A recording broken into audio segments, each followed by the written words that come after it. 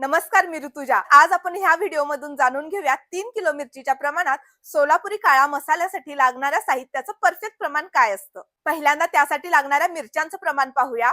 बेडगी मिरची 600 ग्रॅम, जवारी मिरची 900 ग्रॅम आणि लवंगी मिरची 1.5 किलो. त्यानंतर पाहूया त्यासाठी लागणाऱ्या खडा मसाल्याचं प्रमाण. धने 375 ग्रॅम, जिरे 150 ग्रॅम, बडीशेप 75 ग्रॅम, लवंग, दालचीन, बदाम फूल, शहाजिरे, खसखस, खडा हिंग, तमालपत्री, जायपत्री, त्रिफळ, दगडफूल, हिरवी वेलची, मसाला वेलची, हळकुंड हे सर्व साहित्य प्रत्येकी 20 ग्रॅम. सुकलेला कांदा 300 ग्रॅम, तेल 600 ग्रॅम, खोबरे 750 ग्रॅम आणि मीठ 750 ग्रॅम. हे 3 किलो मिरचीच्या प्रमाणातील परफेक्ट प्रमाण आहे काळा मसाल्याचं. आपल्या महाराष्ट्रात जसं कांदा लसूण मसाला चटणी वापरली जाते, तसेच सोलापूर जिल्ह्यात हा काळा मसाला वापरला जातो. मग हाच काळा मसाला तुषार मसालेमध्ये अगदी पारंपरिक पद्धतीने डंकावरती बनवलेला असतो.